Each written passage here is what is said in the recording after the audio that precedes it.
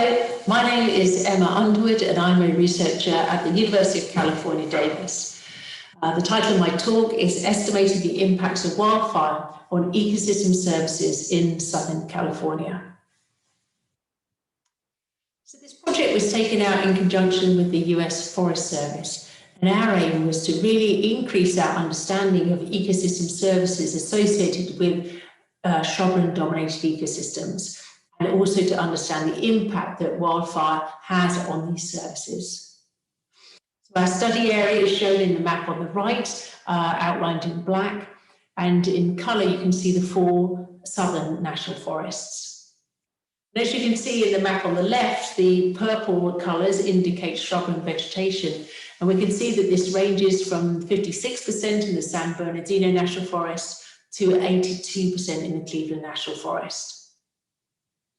So really, the study was trying to really increase our understanding of the chaparral shrublands. So just to summarise the project, we identified priority ecosystem services based on meetings with resource staff and ecologists in Southern California. We ran models and compiled data, and this included the integration of fire conditions. We also determined economic values and costs, and the overall objectives of this work were to be able to quantify services in pre- and post-fire condition, to estimate the associated change in economic values associated with this change, and also to develop a web mapping tool for resource managers. So the ecosystem services that we assessed included water runoff, groundwater recharge, sediment retention or erosion avoidance, carbon storage, biodiversity, and recreation. So what I'll do first is show you some of the data layers that we have compiled on each of the ecosystem services, and then show you some screenshots of the web mapping tool that we've developed. So first of all, in terms of water runoff and groundwater recharge, we're using the basin characterization model, which is a hydrological model for the state of California, and its cell size is 270 meters. So what we can see in these maps here is that the higher values of runoff and recharge are shown in the bluer colors, and then lower values as you move more towards the yellow. The national forest boundaries are shown in the red lines. Now, to integrate the effects of fire into these data sets of runoff and recharge, we use burn severity data, and these were derived from the rapid assessment of vegetation condition of the wildfire. And this is an assessment that's done by the Forest Service on any fires over 1,000 acres on federal lands. What's done is the normalized burn ratio is determined on Landsat imagery, both pre-fire and post-fire, and a couple of the outputs that are given include the percent basal area lost and also the percent change in canopy cover. And we focused on the percent change in canopy cover and integrating that into our hydrological model. So for this example, we can see the ravage data for the copper fire. And you can see those pixels in red have between 75 to 100% canopy cover loss. So what we did then was to rerun the basin characterization model using a decrease in the amount of vegetation. And so we captured the post-fire change in vegetation canopy cover by rerunning the model at the percentages shown on the right-hand column. So pre-fire, we would use runoff data for the year before the fire, and for post-fire, then we would integrate the burn severity data and rerun that hydrological model to give us our post-fire estimate. For sediment erosion, we modeled this using the INVEST software for the Natural Capital project. This is at 30-meter resolution, and we tailored this to Southern California by developing an erosivity index for Southern California based on the precipitation patterns there, and also using relevant Landsat data, land cover. And again, the INVEST model was rerun with different percent canopy cover loss classes to integrate the impacts of fire. We also looked at above ground live biomass and the associated carbon storage with this. And for this, we estimated it using a random forest model. This included dynamic predictors such as NDVI derived from Landsat and precipitation, and also some static predictors such as slope and elevation. And this is generated at 30-meter resolution. There's a talk by Charlie Schrader-Patton that describes this in more detail. Here's an example of the those biomass outputs for the Thomas fire in 2017. We can see on the left the pre-fire estimate. So blue colours indicate higher above ground live biomass. And then yellow and red colours are lower levels of biomass. And we can see the difference between the pre-fire image and then the post-fire image, which is dominated by more yellows and cool, hotter colours, indicating less biomass. We also looked at recreation, and for this we worked with partners at Michigan State University, and they used the US Forest Service National Visitor Use Monitoring Survey data to create a recreation demand model. So this National Visitor Use Monitoring Survey data is collected every 5 years on each forest. And based on this, they related travel costs to get to and from a site to the characteristics of that site. And so by doing that, they were able to calculate the value of different recreation sites on the national forests. And then the assumption then is that when there is a fire, that these recreation sites will close, and that leads to the calculation of the economic value associated with that closure.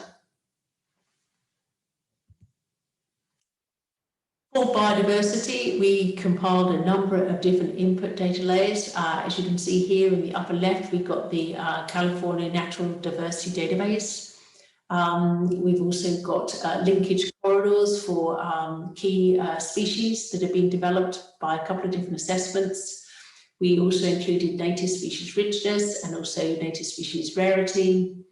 And also we included data from the watershed condition class assessment by the US Forest Service, and we've included any watersheds which were indicated as having good aquatic biota. So for each of these data layers, we identified a conservation target, and then we put these data layers into Marksan conservation planning software, and came up with an output which indicates the irreplaceability of these different areas of the landscape. So areas in blue have a greater importance for meeting the goals for each conservation target that we set. Just to show you how we can use this data, for example, on the Sand Fire or the Angeles National Forest, this is about 51,000 acres, and about 80% of this was chaparral. And so here we have a number of different ecosystem services here: recharge, biodiversity, carbon storage and sediment retention. Just as an example, the blue colours are higher values. And then we scaled these, and then we overlaid them to identify hotspots as services, which we can see in redder colours in the map on the right. And this map of the ecosystem services hotspots can be combined with areas of restoration need that have been identified by resource staff on the ground. And by overlaying those two, we can identify potential areas for restoration. So this is one example of how the data we've been compiling on ecosystem services can be used.